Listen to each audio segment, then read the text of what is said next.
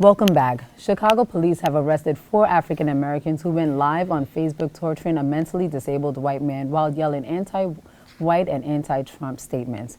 Discussions of the video and who is to be blamed for the actions of these suspects has become controversial as they face charges, including aggravated kidnapping, hate crime, aggravated unlawful restraint, and aggravated battery with a deadly weapon.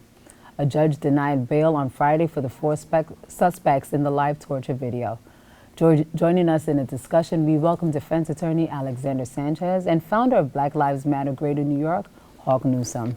Thank you so much for being here with us today. Good to be here. Thank you for having us. It's definitely an emotional subject.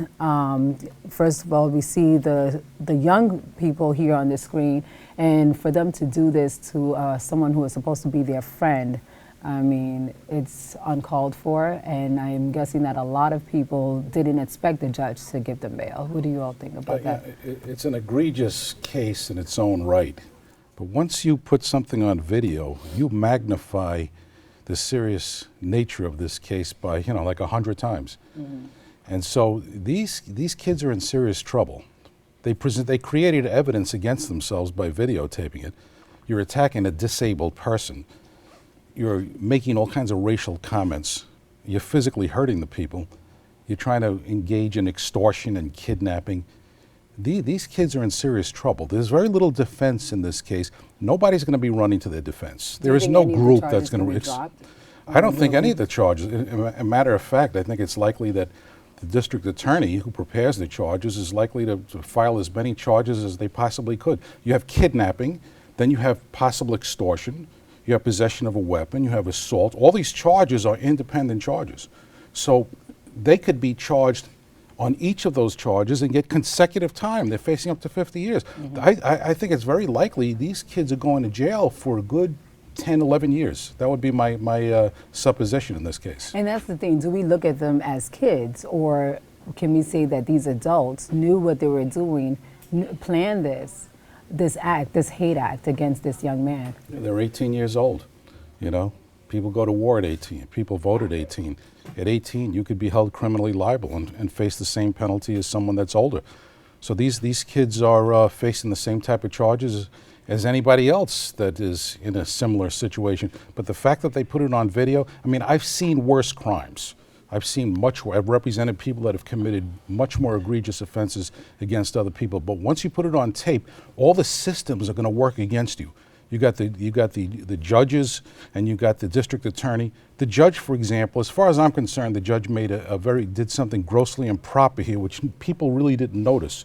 When they went before the court, the judge made a statement. How could you have engaged in such behavior? I mean, he already found these kids guilty. Now, they may be guilty, but at least have a trial, have a judgment, or have a jury issue a ruling that they're guilty. But as soon as you're appearing before a judge, and for the judge basically to say you're guilty, how could you have done this, is almost unbelievable to me.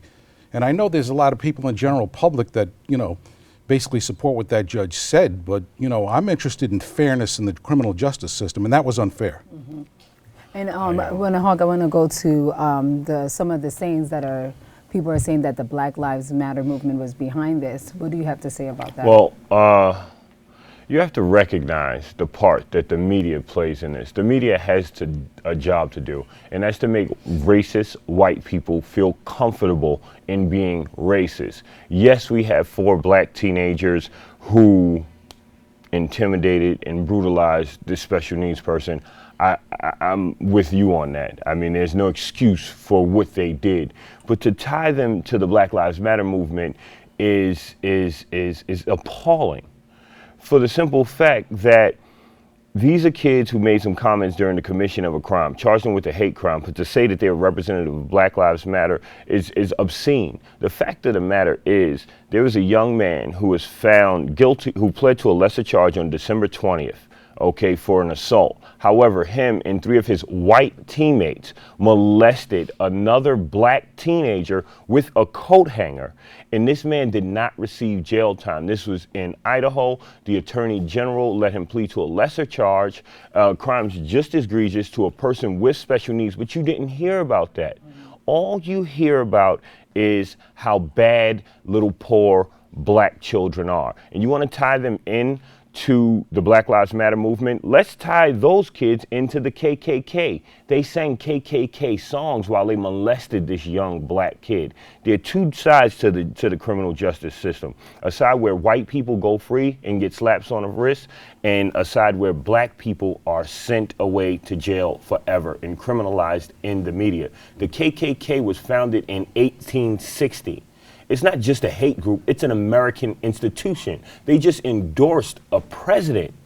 And we sit idly by and let this happen. But anytime they can connect make any connection from Black Lives Matter to an act of some ignorant, I feel sorry for them, poor black person who did something really stupid, they do that. However, they don't tie the acts of every white person to the KKK.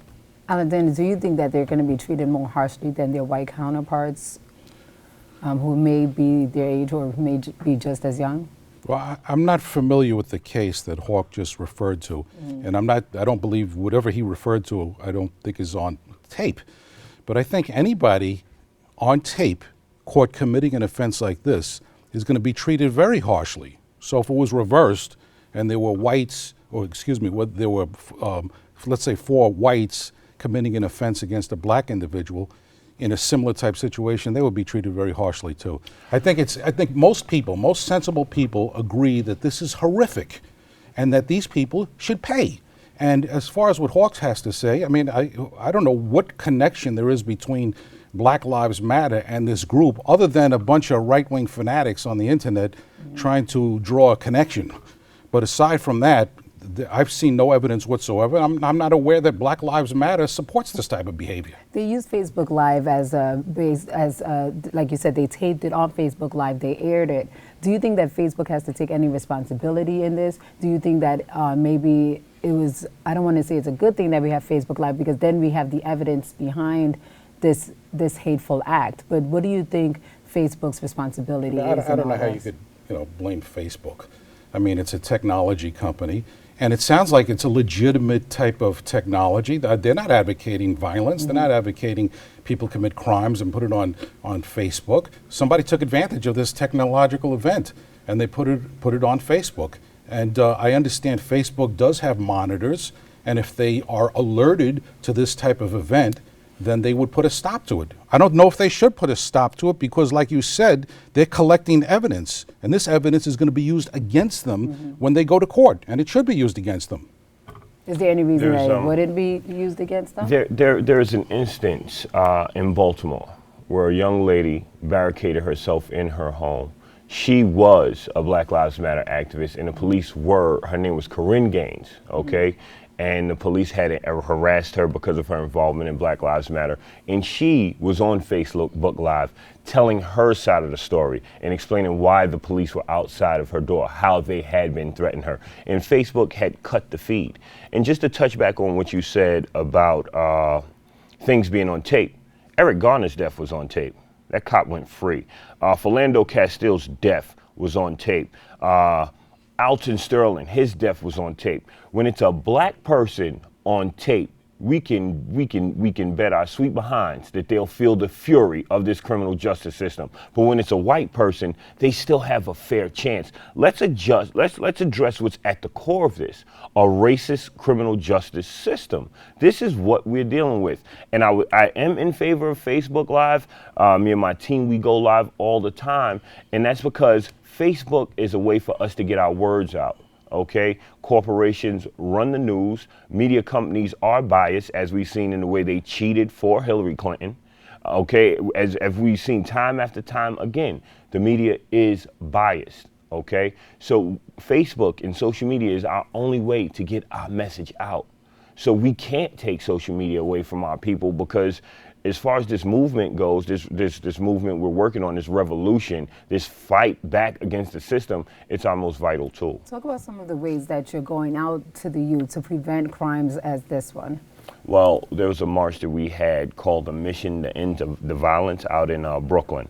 We work with the family of Tiara Poyu. That was the young lady who was killed at Juve. We were with the family of Anthony Nazaire. That was the kid from Brooklyn who was killed up at Cornell University. We are working with different groups to bring peace to our community. We have a schedule of community town hall meetings where we can gather data and try and really analyze and come up with a plan to impact the violence in our communities. But more importantly, we're in the school. We're talking about building positive self-esteem. We're having these kids work on our Black Lives Caucus, which is a movement to build a black vote here in New York City. And that's a march that's coming up on this Saturday, January 14th. What we're doing is teaching our kids how to be positive, how to fight back against the system, how to use their talents to the best of their abilities. And at the core of it, we're giving them something to do that's positive, that'll hopefully deter them from engaging in the negative in their community. Alexander, any final thoughts on this case? It was just interesting listening to Hawk saying that how important it is to have Facebook, because he can't, it's impossible for certain people to get the message out to the media. It kind of reminds me of Trump saying, I need to go to Twitter because I can't get my message out to the general public because the media is very biased. So I think that's a very legitimate point. But I think just from a criminal point of view, and I'm looking at this as a criminal defense attorney, it's going to be very challenging in this particular case for any defense attorney to provide a defense which is going to result somehow in the exoneration of these individuals or in a very diminished type of sentence. For whatever reason, whether it's based on racism or whether it's based upon the tape or whether it's based upon the crime itself, these kids are in trouble and they're going to jail. Do you believe that they deserve the maximum amount of time? I have a 13-year-old nonverbal autistic child, okay? And for them to do that to a person who has special needs in the sense that he's mentally ill, I really don't see a difference. I think that they should be punished. I'm for alternatives to incarceration, but so I say, if you're going to send them to jail, make sure that they get the therapy that they need. Let's really, truly seek to rehabilitate these people instead of just punish them. All right. Thank you so much, gentlemen. I really appreciate you Pleasure being to here. be here. Thank Thank you. you. We have to take a break, but when we return, we'll discuss President Obama's goodbye speech to America, among other topics. We'll be right back.